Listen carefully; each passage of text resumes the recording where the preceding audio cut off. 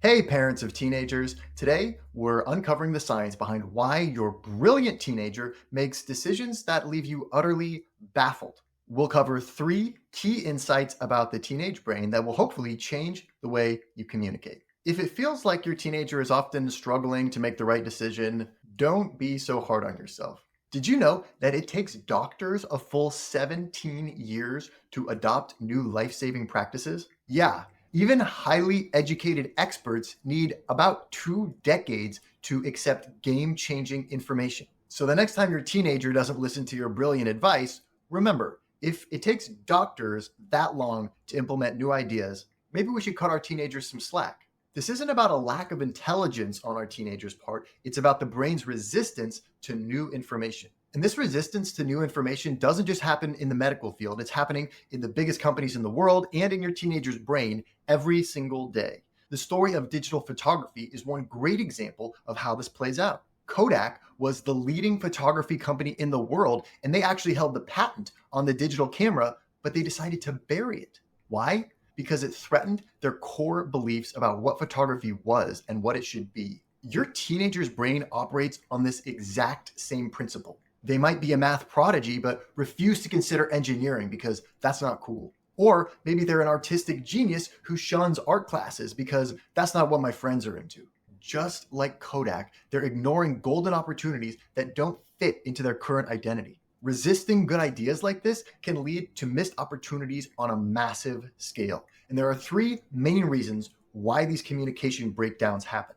Have you ever shared brilliant advice with your teen only to be met with an eye roll and then heard them say the exact same thing a few months later as if it was their own idea? Here's the explanation. Your teen's brain can only absorb information when it's primed and ready. Your relationship advice won't stick when they're drowning in hormones and crush drama. Your very best college wisdom is going to bounce right off when they're worried about sports tryouts. The secret to getting through to your teenager isn't about having the perfect words, it's about knowing when to say them. So that's the first key insight into why your teens often reject great ideas. Humans have a natural resistance to information that doesn't come at the right time. Now, the second factor has to do with how their brains are organized. When you look at your teen's disaster of a room, you see a future filled with missed deadlines and failed responsibilities. But when your teen looks at the same room, all they see is their stuff. This isn't teenage defiance, it's neuroscience. Experts and novices literally have different brain wiring. Experts can see how ideas are interrelated, but novices just see a bunch of random information. As a parent, your brain automatically sees patterns and predicts consequences, but your teen's brain hasn't built those connections yet. Grasping this difference is the key to finally seeing eye to eye with your teenager. So, your teen's resistance to your wisdom isn't just about bad timing, it's also about a lack of experience that prevents them from seeing patterns. And there's also a third reason why teens often ignore our help. They're confined by a limited worldview. In the 1900s, Alfred Wegener had a groundbreaking idea. Continents can move. But when he presented his findings to a room full of his colleagues, they laughed at it.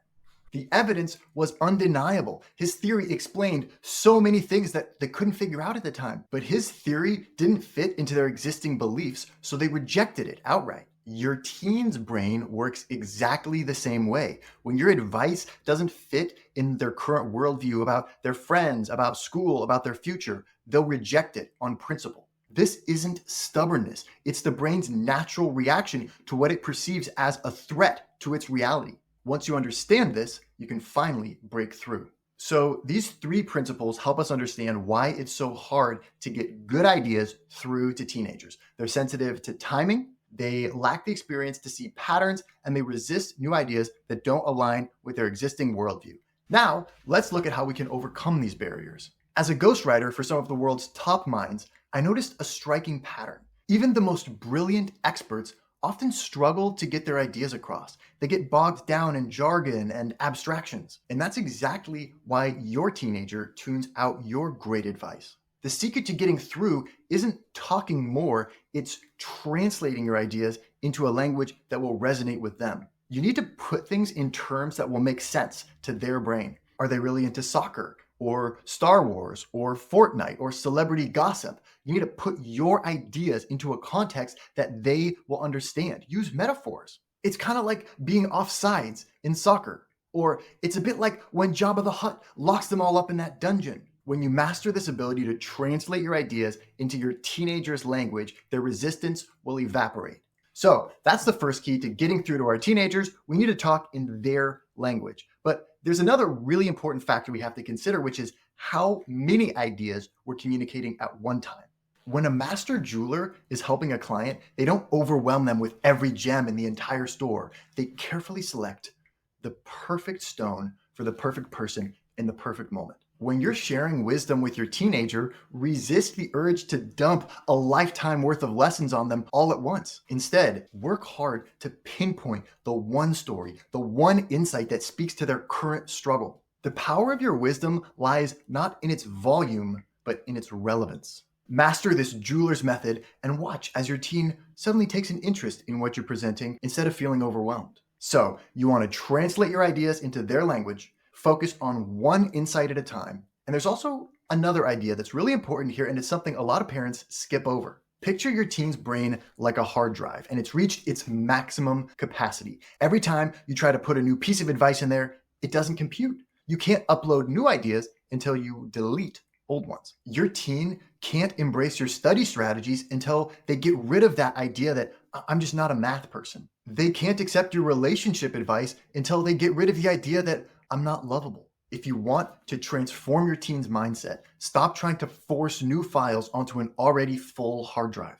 Instead, start helping them clear out the junk that's holding them back. Focus on deprogramming them before you try to reprogram them. Okay, so we've looked at the reasons why teens often ignore good ideas, which were bad timing, a lack of experience to see patterns, and a limited worldview. And we've also seen some strategies to break through, which were speaking their language, giving them one insight at a time, and deprogramming before we reprogram. Now, there's one final insight that will help you shift your perspective on your teen's baffling behavior. Your teen's perplexing decisions, their emotional roller coasters, their resistance to your advice, it's not a bug, it's a feature. Their brain is undergoing the most massive upgrade of their lifetime. Imagine trying to install a massive system update on your computer while also playing the most graphic intensive video game ever created.